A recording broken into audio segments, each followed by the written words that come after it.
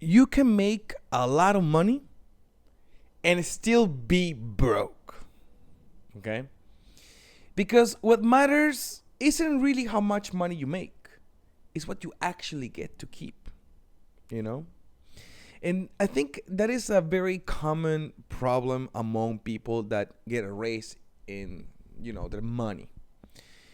With more money, you have to level up your status, right? And if you level up your status, also that means you get to spend more, right? And this is an interesting thing because it signals two things to people, right? When you have more money, of course, you want to go ahead and show that you have a status, right? But also your status costs a lot more, a lot of money actually, right? The typical example is you get the car, right? Expensive car. You get the expensive house. You get the expensive watch, the expensive clothes, the designer clothes and all that stuff. You're selling your appearance. It's your selling card. It's like what you're using to tell others, hey, by the way, I got money, right? But that's only on the exterior. That's only what you get to see, right? What you're showing. What you don't talk about is how much in debt you are. That's what you're not talking about. That's what you're not telling people about. Like how broke you really are or how very little you get to save. And don't get me started with people who also do the same thing and rely on credit cards. Okay? So your monthly expenses matter more than your salary. Point blank. Point blank. If I spend on the monthly basis $6,000 and I earn $6,500, I am broke. You are dead broke, right? But if I spend $6,000 a month and I earn $10,000, now we're talking. Now you're in a very, very, very, very good situation when it comes to money, And that's very important. For me, understanding my monthly expenses became more important than knowing my salary. Once I knew exactly what my life cost every month, I created a baseline. Anything I make above that becomes money I can save, invest, or simply enjoy, And that's what I didn't understand before. Until I understood that, what exactly it's what I'm consuming on the monthly basis. And this is not emergency fund. This has nothing to do with your emergency fund. This is what you consume on the monthly basis, your basic needs, but also your wants, and your investments, And then when it comes to investing and wants and needs are a completely different story. We're not going to talk about that in this video, okay? So the first step is to know what your life actually costs. Rent, car, food, insurance, bills, subscriptions, literally everything. Everything that you consume on the monthly basis, go to Google Docs, right? Google Sheets, sorry. Go to Google Sheets and put in a graph all the categories, right? And then what everything costs next to it, right? And then add them up and they also give you a number. Here, you're not guessing. Because numbers don't lie. Here you're being straight to the point as to how it is, right? Then you're gonna know what exactly, exactly what's left over, okay? So that means that now that you figure out that what your expenses are,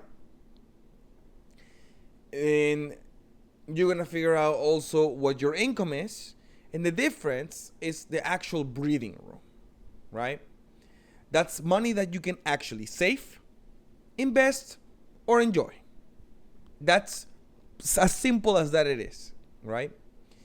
Because the thing is this, making more money doesn't make you wealthier. You may be earning $10,000 a month, right? But then a little phenomena called life inflation starts to creep in little by little. And next thing you see, is that you are spending as much or a little below what you're earning, right? Oof, I made it. I am rich as fuck. I am making $10,000 a month. Cool. And how much are you spending? Well, like $9,000. Okay. Well, you have $1,000 left every month. And what about you? How much are you making? Well, I make $6,000 a month. Okay, you're making a little bit, significantly $4,000 less than the other person. Yeah, but I only consume $2,000. Now we're talking about $4,000 left every month that you can use for fun, investing, whatever you want to do, you know? And this is again a very important thing. Life inflation is it's a very common phenomenon among rich people, you know? More money means a nicer car, nicer apartment, more spending, right? Your income goes up, but somehow you're still living paycheck to paycheck, right? Now, the story becomes a lot more interesting when your baseline expenses decrease, but your money is still the same. So now let's say you make $10,000 a month, but you only spend $6,000, as I said before. Now you have $4,000 to do anything you want to. Anything you want to. And then you can go ahead and use it for investings.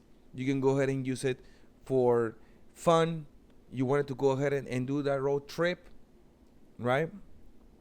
But there's a one personal take I want to say to this as well, you know, to the issue of life inflation and, you know, getting more expensive stuff. There's two ways to this, because as you understand, the more you spend on something, the more money you have to make to keep being above what you spend. So you want to go ahead and get that nice car? Perfect. How much more does it take away from how much more does it increase to your regular basis? Let's say another $1,000. Okay.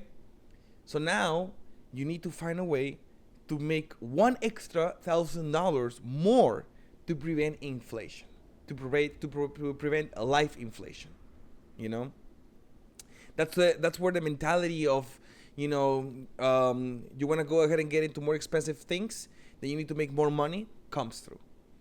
So, and that is actually not a bad thing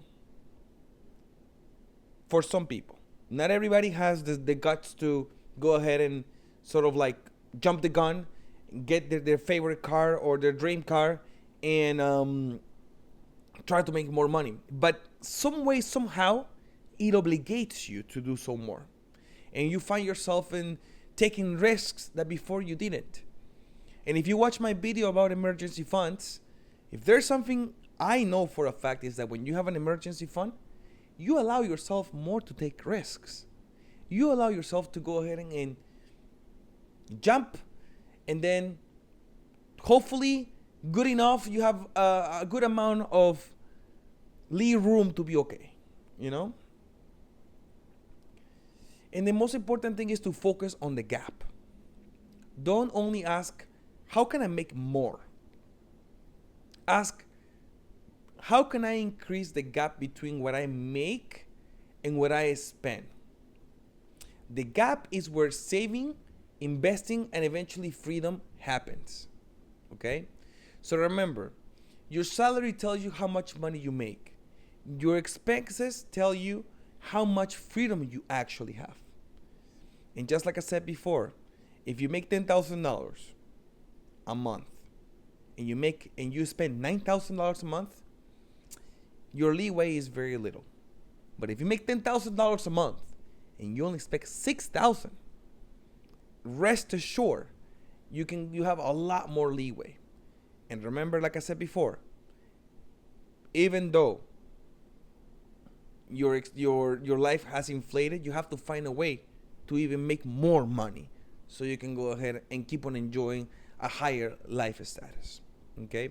And if you really want to go ahead and know the benefits of your fruits, you know, the next video I wanted to talk about, it's why getting your dream car will motivate you to go out there to the next level.